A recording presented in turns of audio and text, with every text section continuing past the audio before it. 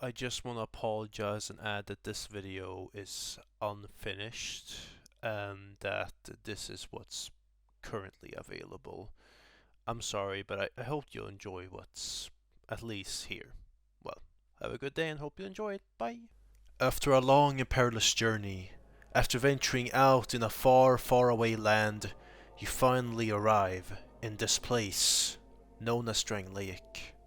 You wake up and you have nothing. You know nothing of yourself even. You have nothing to defend yourself. All you have is some clothing and yet still your life. And despite having nothing and despite knowing nothing of this place you have just arrived in, you are yet determined, even without knowing who you truly are. So you walk forward and you take the step towards whatever could lie within the horizon of this land you just had arrived in this strange place covered in stone pillars that reach up high in the sky, and in front of you is a bridge, and in front of that bridge is a house that's dug within what could be a dead tree. And you don't know what lies behind that door. You don't know what could want you behind that door. Could be something dangerous, something friendly, or something else entirely. And despite all this, despite knowing the risks, it's nothing compared to going hollow. So you stand there, you stare into it, and after a while, after contemplating what you should do, you reach your hand and you open to see what's inside. Oh my, your face.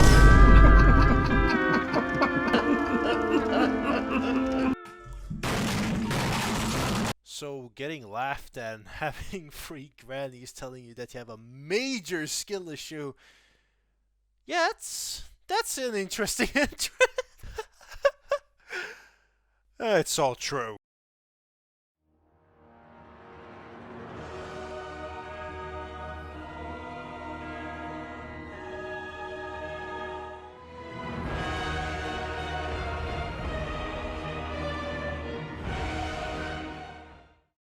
Huh? Pretty cool intro, right? Yeah, made all by myself. It also took like a couple of fucking hours. But hello, and welcome to the second part of the Dark Souls 2 Overlook video. Isn't that exciting? But this part is gonna be a little different from the previous one. Well, in the previous video, I went over what I liked, what I found alright and neutral, and what I didn't like so much in Dark Souls 2. Well, my favorite Souls game. I would actually like to go even more in depth, or maybe not in depth, but more in what I wish would have been done in each area. Yeah, and I'm going to go through every single one, every single area. Oh boy, this is gonna take a while. But to prevent it from taking a while, I mean fucking 20 hours long, I'm going to actually format every single thing I would like to change. Okay, for starters, I'm gonna go over what I would like to change about you, the player character, but we're gonna do that very soon. However, when it comes to each and every area, I'm going to actually structure it. So when I go into an area and talk about what I like and don't like about it, I'm gonna first go for, well, I would like to have quality of life features.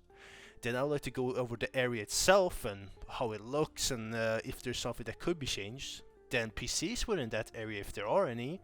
The enemies, and finally the boss or the bosses within that area. I'm gonna structure like this so I don't end up just speaking and babbling on for way too long, because I tend to do that because fuck man, I love this game and sometimes I can't make myself shut up. God damn. But well, oh wait, before I get going, I should probably say this. Spoilers! Spoilers! Spoilers everywhere! Spoilers every fucking where! Spoilers in your house! Spoilers in your face! Spoilers in your spoilers everywhere! So yeah, beware of the spoilers. But with anything further to do, and without anything further to just prolong this intro, it's time to get into the actual meat. Let's go! Ah! As I mentioned before, Dark Souls 2 is just slightly bit different from all the other Souls games within the trilogy, and same thing goes for Bearer of the Curse, or, well, the character that you play as. Some things that are different are, well, for example, when you level up any stat, you do still gain a little more max health, which means you can level up, well, many other stats and have much more different builds without really being penalized by having low health. Another interesting change is the fact that any mental stat and attunement increases your casting speed, which is quite fascinating. And then there's many other things like poison and bleed being affected by dex, endurance and vitality being split into 2 stats, or the crazy fact that this game lets you buff already infused weapons, or well, most of them. But then there's some changes that some don't like. For example, the slower gameplay of movement that you have, the worse tracking that you get in Dark Souls 2. And then there's this one stat that affects this one attribute that have pissed off a lot of gamers or Souls dudes and dudettes, and it's adaptability. Okay, maybe I should explain what adaptability does. Well, at first sight, adaptability doesn't look that bad. It looks harmless. It's just a stat there. Increases your poise a little bit. Heck, it increases your resistances. You might be like resistant from Dark Souls 1. But what the game doesn't tell you is that adaptability determines your agility stat. And your agility determines how quickly you heal from flask and life gems, but more importantly, determines how many iframes or how long you do not take damage while rolling. And, you know, as many are used to Dark Souls 1 roll at the time, having a stat that tie into how much you are not gonna take damage while rolling could probably anger and traumatize some of the players playing this game.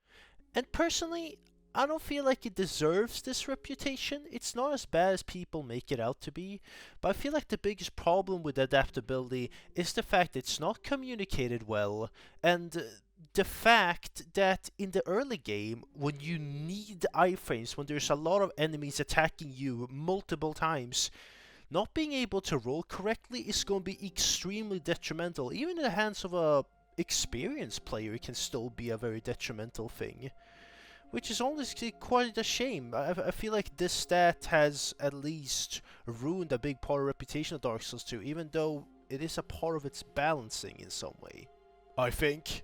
But you might ask me, what do we do now? Do we just let adaptability be? You said you would find a solution, and well, for me, adaptability is a strangely difficult thing to find a solution for. I don't know why. I thought it would be easy. Like, there's like multiple ways you could go around this.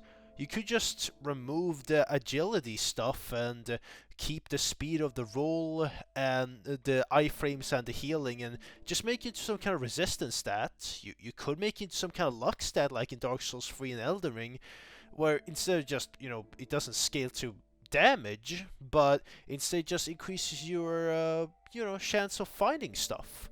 Maybe some other factor could kick in. Or, you know, you could just fucking remove it! I hate that immediately!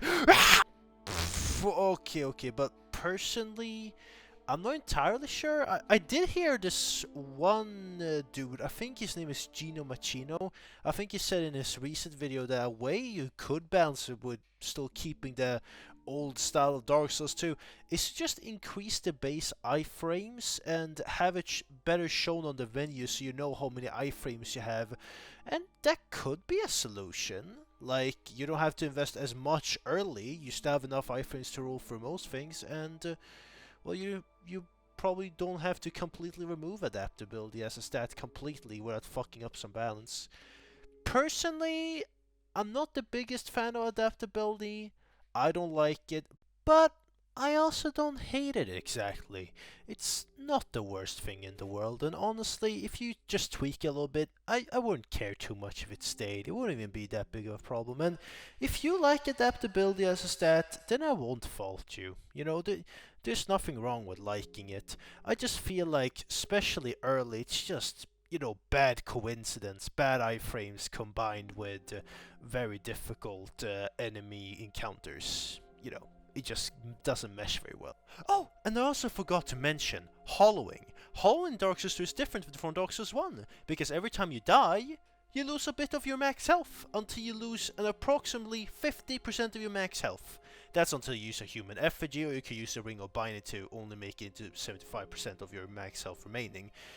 Yeah, this sucks. Like, I feel like hollowing should be a visual thing and maybe have some small effects, but no, reduce your max HP.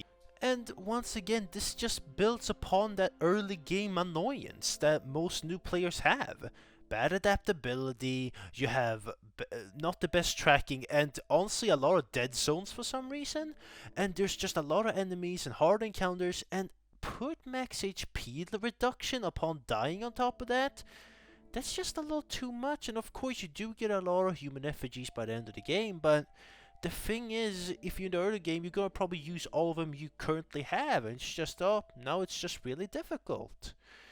And yeah, that does deter a lot of people from Dark Souls 2, even though I feel like Dark Souls 2 is a good game and doesn't deserve its bad reputation. I can understand why someone would believe that instantly, say the game is a 0 out of 10, even though it really isn't.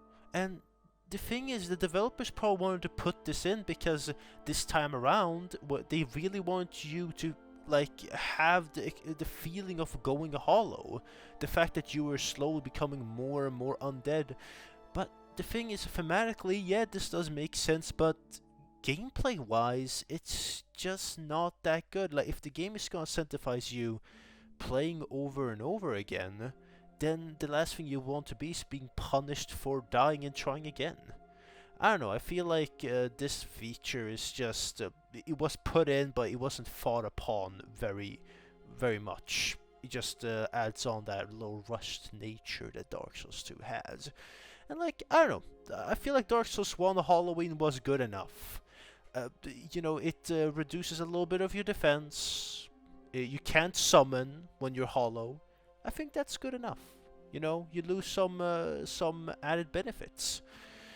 And the thing is, I feel like Dark Souls 2 doesn't need to add more to hollowing, like the max HP thing, because hollowing is already explains a big plot point in Dark Souls 2, and it really builds upon forgetting and losing some people due to hollowing. So I don't know, this max HP thing, I would not mind if it just got removed. It's just not necessary in my eyes. And if you really want it, I guess you could make it so it only decreases your max HP up to 20 less percent max HP. But even that, I just feel like it's a useless and overcomplicated feature that just doesn't add much. And speaking upon new overcomplicated features, soul memory. And if you don't know what soul memory is, it's essentially a number that, determines how many souls you have in total gotten. So your soul memory level might be over 1 million souls, but you might only be level 88 because you have in total gotten over 1 million souls. And you might say, well, what's the point of soul memory? Well, soul memory I think was implemented due to multiplayer twinking. And if you don't know what twinking is, it's essentially a person who uses high level gear, high level character against a lower level character in PvP. I think the devs didn't want this to happen, but it didn't help much in that department. So you would think, okay, this thing is useless, and it kinda is in some ways. It makes also PvPing with specific players much harder. However, there's a weird side effect. If you have 1 million souls, you can skip a part of the game, which means if you farm a boss with Bonfire Aesthetics, you can skip a big part of the game, or some of the big 4 bosses you fight initially. Which is, it's what speedrunners love, apparently. So yeah, I'm just gonna quickly go over what I would do. I feel like this thing just overcomplicates stuff. So keeps soul memory in, but it doesn't determine anything in PvP. PvP is like determined to, you know, weapon level and level in general, like in the later Souls games. But soul memory can still be kept in, so, you know, speedrunners can speedrun with the Rodden as a treat. Huh? Hopefully this idea isn't complete shit and is completely forgetting something important. But if you guys have any cooler suggestions, I would love to hear them, because you guys are cool. But, well, let's get back into what I wanted to say. And aside from all that, I feel like we've gone over everything that needs to be said when it comes to the complaints that the player character gets in Dark Souls 2. Bad tracking, weird movement, and adaptability, and maybe increasing its base iframes. But other side of all these issues, I feel like the player character in Dark Souls 2, despite its weird movement, isn't too bad. Especially when you get used to it, because me personally, I don't care too much. I liked playing the game, and I've done it so many times that I'm used to it, but for a newer player, I can understand why they would get frustrated. But yeah, if all these issues could be fixed, then I would say honestly that the play character is it's just solid. There's not much to say here. But aside from all this player stuff, now let's go to the next section I will talk about in depth. I would say that Dark Souls 2 excels in its equipment and build variety, not just due to all the new weapons and new staffs and new this and that, but also just the giant fucking vast collection you can collect throughout the whole game. There's a ton of new armors, there's many new weapons and many new movesets, there's of course a new power stancing within Dark Souls 2 that wasn't previously in Dark Souls 1, there's many new spells including a whole new spell class called Hexes. And there's just a ton of new rings, and the list goes on and on and on, and there's just so much to see. And there have been some small improvements in quality of life, like upgrading weapons isn't as difficult in some ways. Upgrading your normal Titanite weapons, I only have to do it to +10. You don't have to get an extra ember to do that either. Special weapons, Twinkly Titanite, and boss weapons need Petrified Dragonbone. So otherwise it's pretty straightforward.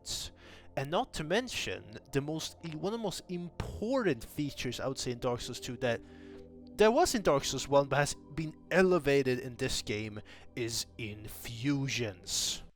Well, why is so quiet? Hey, come on, I didn't get to fucking explain. Fuck! 1 hour later. So, I am back after many complications. While infusions has existed before in Dark Souls 1, I'm not sure about Demon Souls, however, but infusions seems to play more of a part in this game than ever, I would say. Not just due to, well, infusion being relatively easy, in Scholar at least, because you get the Dull Ember early. You can just go to the blacksmith in Lost Bastille and infuse whatever weapon you like. But also because it seems like infusions just do a lot of damage in general, especially if some bosses, some enemies, or most enemies are at least weak to some kind of type of elemental damage in most cases. It's rather easy to infuse, but here's the crazy part. You can infuse a ton of weapons and you can buff infusible weapons. Granted, infusible weapons need specific buffs, like spell buffs, not resins.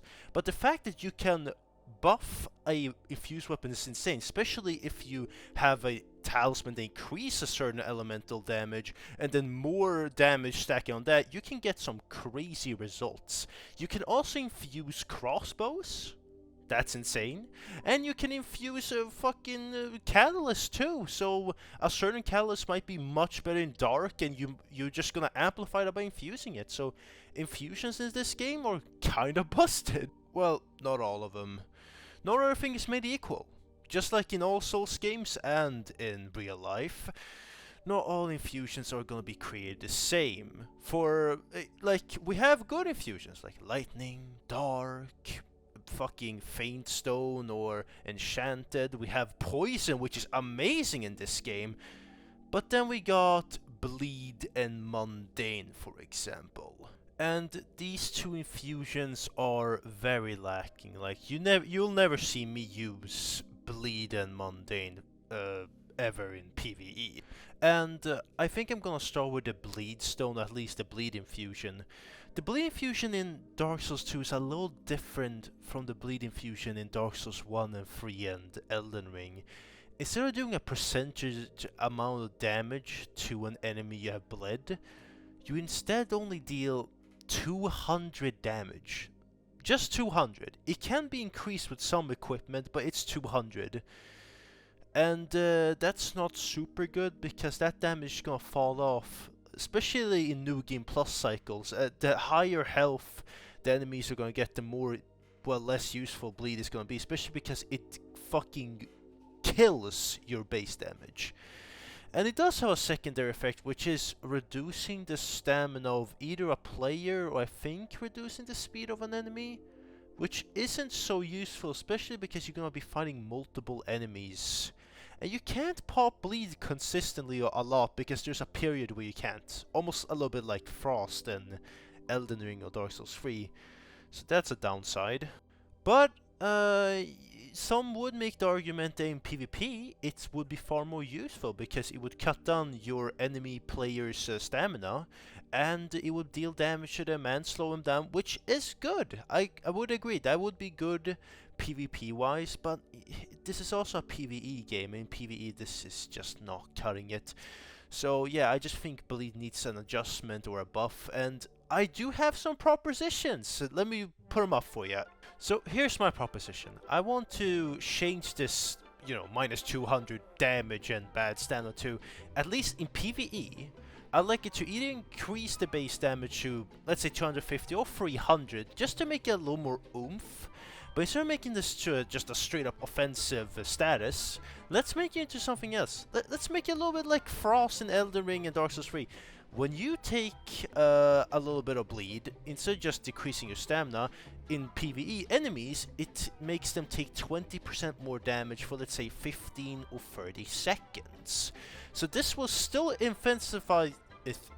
Okay, this will still make you more aggressive against the one you have bled, still playing into that aggressive playstyle, but at least it will be more useful in PvE, especially against bosses or big enemies, which is pretty damn nice. While poison might be better against smaller enemies because you can hit a lot of them at the same time and just run away like a little bit. And then I want to change it for PvP as well, because I feel like some of you would say that would be very strong. Like, I like the PvP balance. So I'd like to balance there as well.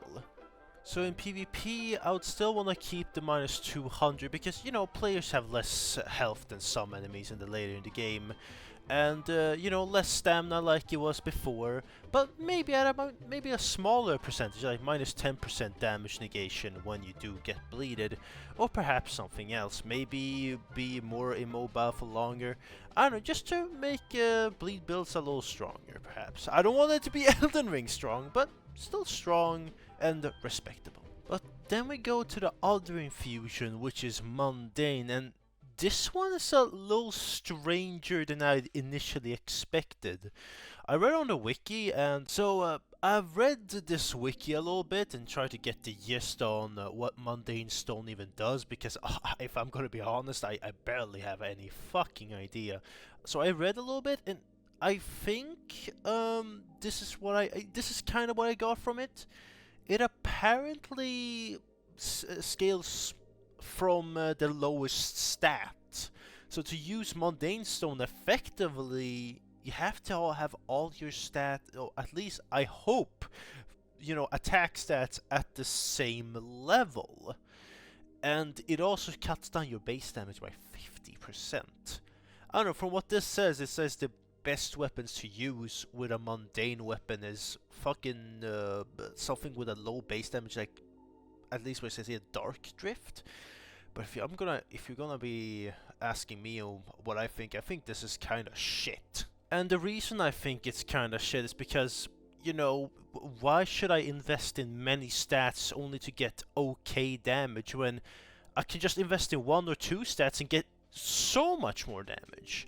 I don't know, I just don't find any use for this. So honestly, if I would repurpose this, I would either make it into a faith version of the enchanted infusion where you get physical damage but you scale it with faith, or you make it so it scales with every single attack stat, though I don't know how good that would be either. But at least it would be really good in the high new game pluses. I don't know about you, but the Mundane Fusion is a very odd one, and I don't have a good solution for it. So if any of you would like to suggest, I'm more than happy to hear it out. And now I'm finally done simping over the infusion methods of Dark Souls 2. I'd like to go over some other things I would like to change over Dark Souls 2 when it comes to the equipment category. And one big one would definitely be the healing methods that you get in Dark Souls 2. For as we all know, Dark Souls 2's healing is also different. The flask they use, instead of healing you instantly, it heals you gradually. And then you have more healing methods like life gems and other healing sources that heal you gradually as well, but you can move while using life gems, which just makes the flask worse. Yeah, it heals slower, but you're not gonna get hit. And also I find this kinda dumb, so I would rather change it so the life gems are the ones that give you less mobility when you heal, so you use them more out of combat, but the flask heal you instantly.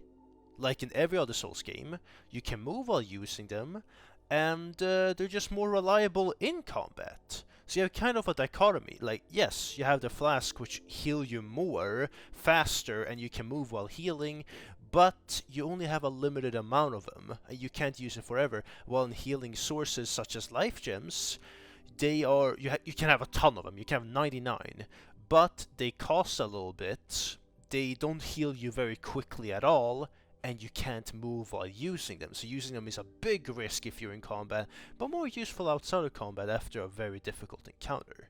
I don't know, that's how I would honestly quickly change the healing methods that you do have. And another thing I would like to just change a little quick about the gear section is just the durability in general. Well, yes, I understand some weapons and armor sets do have a bit of a theme when it comes to durability, and it's understandable understandable why they consume so much, like let's say the Moonlight Greatsword, or the fucking Frosting Sword you get from Ilium Lois, don't remember its name.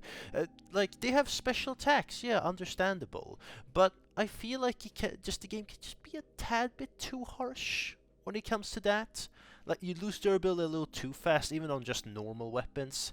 And it might be because you fight a lot of enemies in general, and that some enemies are hard to kill, and you just kind of have to swing a lot. And I just feel like just bumping that durability factor just a little more could help. Just a little bit like that. Just be a little less strict when it comes to using durability in general. And I think one last point is that I feel like spells in the Dark Souls 2, they're actually pretty good. They're decent. I have played a little bit as actually I played a whole playthrough as a pyromancer, as a sorcerer, not as a faith build, so I can't make it up too much on what faith build has, blah blah. But I feel like, at least when it comes to sorcery and pyromancy and faith builds, I feel like some spells are just a little too difficult to get, like especially in Covenant. So honestly, Covenant spells, no, I don't want to farm a Sunlight Medal for fucking Sunlight Spear. That takes way too long. And I feel like in the DLCs, spells can be a little too weak. I know that enemies should have some kind of defense against the spells and sorceries in the DLC, so you don't just fucking spam it over and over, but sometimes I feel they're a little too weak. But who knows? I haven't played them enough to make a true judgment. Maybe they are, maybe I just haven't optimized them well enough. But I think that's everything when it comes to Dark Souls 2's gear equipment and what changes I want and what I think. If there's anything I missed, I would love to hear you take it up in the comments, or if you want me to mention a new video, or if you want to have any idea what to change, I would love to hear it, once again. But well, with anything else to do, we can finally move to the progression, as I wanted to do from the beginning. I hope you're all ready for the true things to come. Ha ha ha! Well, in the other installments of the trilogy, Dark Souls 1, Dark Souls 3, you usually start your game at a character creation screen. You create your character, you go for a tutorial area, you kill a mandatory tutorial boss, and then you go to your hub area. But in Dark Souls 2, once again being the strange little goober that it is, starts you at a minus level. Don't remember exactly, but you're extremely weak. You're as hauled as someone could possibly, looking like a green raisin. And then you're just left to explore around a little bit, maybe die once or twice. And then you walk to the hut where the three grannies are, or the old firekeepers. They insult you for a bit, calling you a dumbass, skill issue, you lose your souls. And then you create your character name. And after that, you can explore some more. You can go through these fog walls, explore these branches and dead trees. Heck, you even encounter a way of trading small silky smooth stones and petrified, I think you call it petrified some things, to two birds. You can come back later and reallocate your stats, so if you're not happy with a build, you can do something you couldn't do in Dark Souls 1. And that is reallocating your build. Pretty neat. But there's no boss. And you can just skip the whole tutorial if you like. You can just go to Majula straight away. Huh? Yeah. Just as to say, Dark Souls 2's Things Betwixt is a very strange tutorial area. However, overall, I would say Things Betwixt is still a pretty good area by the end of the day. It does miss some of the Shazam and Shazoo of all the previous tutorial areas and the one in Dark Souls 3, but it makes up for it in how much, well, exploration you're allowed to have and how much freedom you have as well. So, honestly, I'd say this area is alright. No, actually, I'd say it's pretty good. I like it as a tutorial area, but it misses something. It misses a little bit of bossiness, it misses a little bit of that Souls flair, you know? So I feel like it's time to propose some changes, and hopefully you, viewers, will like it. So my first proposition of change would probably a change I would probably imagine be all over the game. So I'm going to say this now so I don't have to repeat myself for the rest of the video. Imagine that the lighting and the graphics are better, because yeah, you know, the game does look good from time to time, but it could have been much better, you know, like especially when you look at Bloodborne, Dark Souls 3 and Elden Ring. So imagine that the lighting is that of the lighting mod and the textures are majorly improved so the game just looks nicer, you know. So yeah, just get out of the way. Now when it comes to quality changes, I think it ends there, but when it comes to the area itself and how it's interacted with, I actually like Things Betwixt. Like, I like the interaction between, oh, if you look at the little stony stones all across the area, you can read and it explains the controls and what you do as a tutorial should. If you light all the sconces everywhere, you'll actually summon an enemy invader that you can kill and get a, you know, a petrified something, which you can trade in with the birds. And when you trade in, you can get an item. So it incentivizes exploring from the future. You should look around, you should light torches more. I like that. That's pretty damn cool, and it really does introduce the torch mechanic in a cool way. I do wish though there was a stone that described that as well. You know, oh, you should use your torches, and that you got more torch time as well, because 5 minutes, yeah, not enough clearly. But one thing I would definitely change in Things Betwixt when it comes to the area itself, it's that Fragrant Brush of Your statue. And while many find it frustrating, I think there might be a way to implement the statue that might be better than you would expect. So add a Fragrant Branch of Yours somewhere in the Things Betwixt. Force the player to search around, and when they find this Fragrant Branch of Yours, they can either open up and destroy the statue with their Fragrant Branch of Yours they just acquired and continue forwards more across the tutorial area, or they can use it somewhere else, which means, okay, you can continue tutorial area, get more rewards, or you can save this for later, which once again frees more exploration in the long run, in my opinion. I think that would be a pretty nice, you know, thing to teach a new player. But if the player now decides to go, they'll probably find a lot more enemies, and then maybe even fight a boss later on. I'll describe that a little later on. But now we come to the NPCs of the Things Betwixt, and you know, you have the birds you trade with, nothing wrong with them, I love them. They do speak a little much at times though. And then you have the three grannies. And I feel like the grannies, they're just a little too harsh on you. Of course, yeah, I'm going to die and all that, and what they should be a little harsh on you, even they it could be pretty funny too, but I feel like the Dark Souls 2 developers just go a little bit too hard on that aspect, so maybe split them up, you know, like in their personalities, instead of all going haha fuck you. Maybe have one granny that's nice and trying to encourage, like, oh yeah, you know, you can do it, or perhaps you'll find something along your journey. And then you have another granny going, ah, he'll die anyway, he'll just perish like the rest. After all, he's an undead. There's no hope for such as you. And then maybe there is that one granny that you trade soul vessels with to get, you know, a new build, and maybe she tells you, well, it depends. You will lose your souls. You'll lose them a lot. In fact, you'll die over and over. But that won't matter, as long as you keep to your will and your mission. Maybe you'll pull through. You know, adding a bit of that mystery to it. Yeah, you'll die, but it really doesn't matter. So it still holds a little bit to that Dark Souls 1 do not give up kind of sentiment, but still hammering that, you know, you will die, but there's hope. I don't know, I just thought that would be a good, cool idea. I don't know if it's actually good though, so you guys can point it out if you what you think about it. But okay, but that's for the NPCs. Otherwise, I do like the mechanic of reallocating your stats with the grannies. That I very much like. Now let's go to the enemies, which there's a strange roster for. There is the Undead Wanderers, the well, there's no kobolds too, but they kind of don't count because you only see them in the beginning. There's the scary fucking ogres. Oh my god, they make me shit my pants. And then we have the third enemy, which honestly I don't think like fit the area very well. It's Alejandro. Hola Alejandro. Okay, no, enough of Alejandro.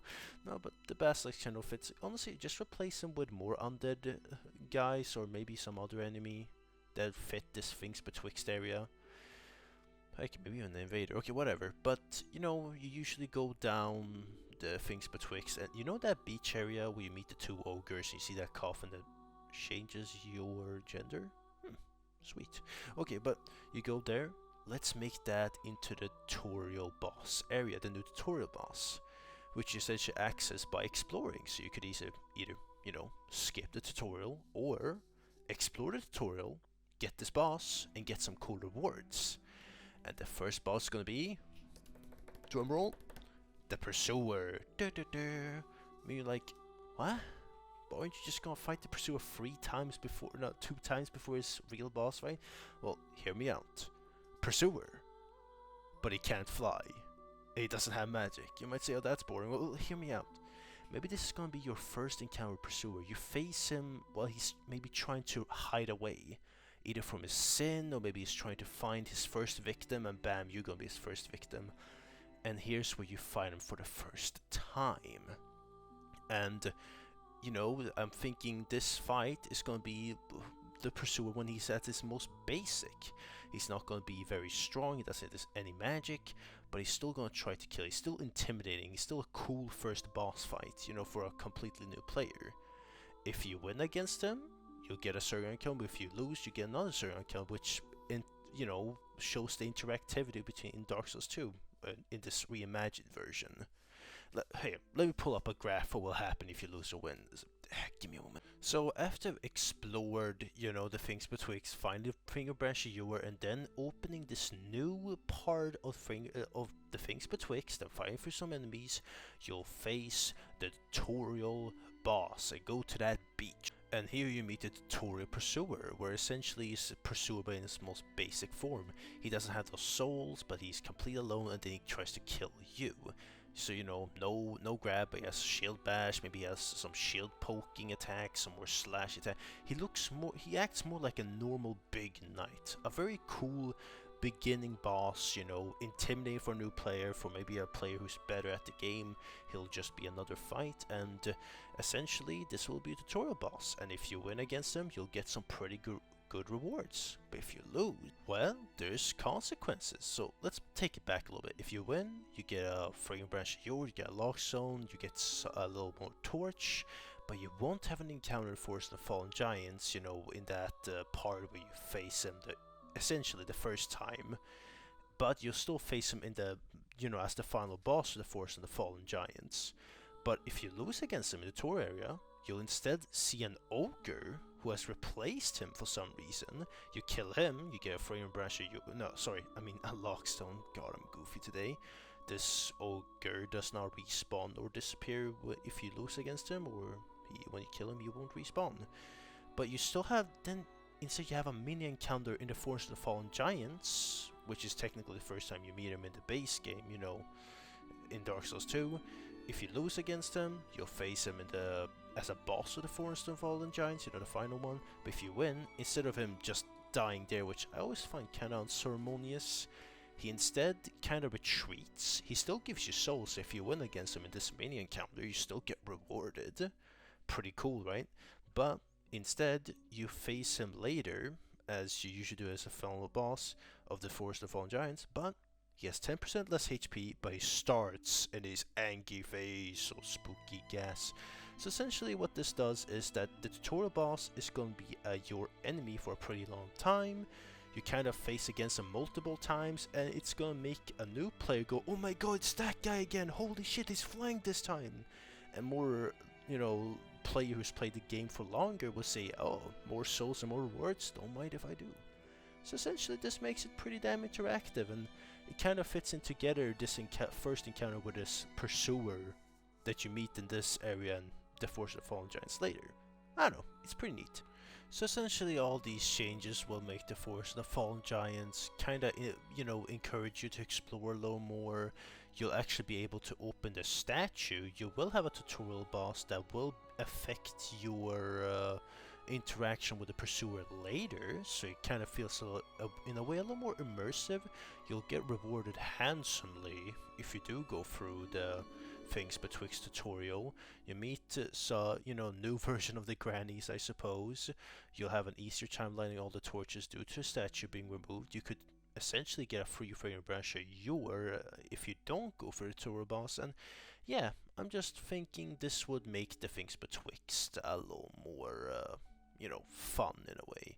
But these are just my suggestions. If you have any other cool ideas, once again, sell them. I would love to see someone else do this kind of video. Like, oh, I would like to have this change. I don't know. I love hearing people ramble on things I like, or they like too. It's just fun. Well, but I think that's all for Things Betwixt. Honestly, I'm pretty happy with this, and yeah, the pursuer being a reoccurring villain, I don't know about you, seems pretty cool. But yeah.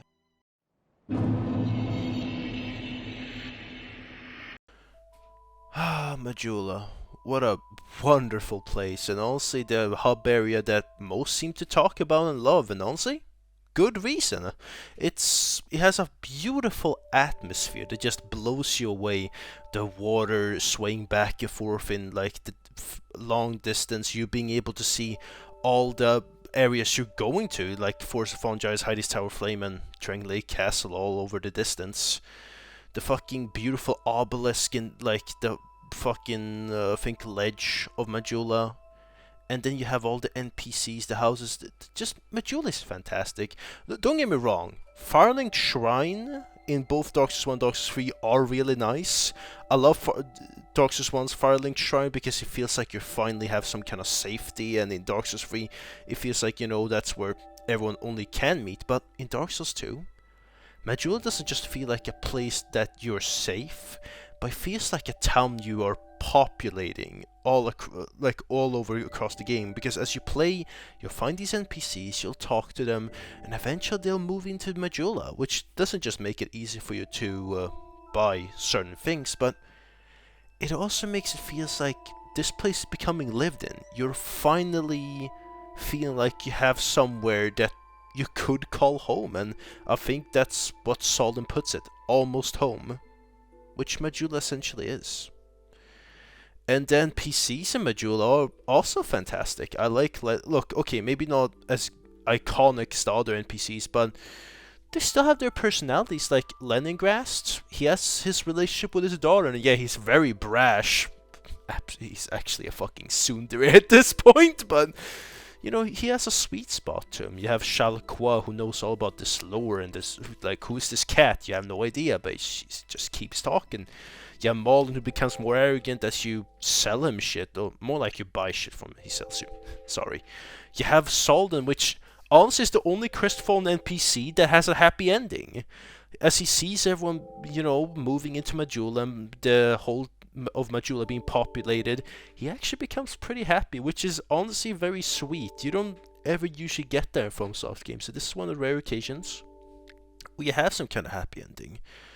And not to mention the most important NPC of all, the Emerald Herald, also known as later, when you kill Velstad, Shanlot. Oh no, wait, that was after, you know, when you go to Chandra shit. Whatever. Like, Shanlot is a very interesting NPC. Like, she's essentially the Melina and the Firelink Shrine Handmaiden. No, Firelink Shrine Firekeeper. Yeah. How could I mess those up? And the doll of this game. But she, honestly, she feels like she tags along with you for all over the journey, while the other gals usually stay in their place, except Melina, but she appears in church and lower drops, which is nice, but, you know, it doesn't feel as involved at times. But the Emerald Herald, she usually follow you through the journey. She just stand there. Of course, I wish she had more dialogue. Sometimes she just goes blah blah blah and stays quiet, but even that little blah blah blah, it feels like it's enough to make you feel like she's tagging along, which once again adds a different feel to Dark Souls 2. And all across the board, I would say Majula is a fantastic area. But of course it isn't perfect, which is why I do have some proposals of some improvements here and there, but otherwise, I feel like Majula does a fantastic job at being a good hub area. But for quality of life, as mentioned, graphics, textures, lighting, yada yada yada, make the place look even more wonderful. I suppose another one would be maybe reducing some pricing of like the cat ring at Shalqua specifically, because I feel like if you want to go to the gutter, it would be a little easier if it didn't take you so much damage. But hey, what am I to say? It doesn't matter too much. But a more like important thing I would say that I would like to improve in Dark Souls 2 is, or Majula specifically, is the Champion Covenant. You might say, well, what about the Champion Covenant? Well, if you don't know, the Champion Covenant essentially lets you respawn enemies at the cost of the enemies being harder when you're in the Covenant. And this is useful if you want to farm an enemy, but I feel like the prospect of having an enemy not respawn after you kill it a couple of times is kinda meh. Yeah, I'd like to farm this ogre for those cool Titanite shards without it having just gone and then I have to fight it over and over, but it's even more difficult. So here's my proposal. Make the enemies stop respawning. No, stop not respawning. So they will respawn no matter how many times you kill them. But, hear me out. Joining the Champion Covenant will increase your discovery by a good amount. So essentially, it'll go from making it easier to farm this enemy to make it easier to farm by the drop chances. So if you're farming for those armor sets at the Alon Knights, join the Champion Covenant.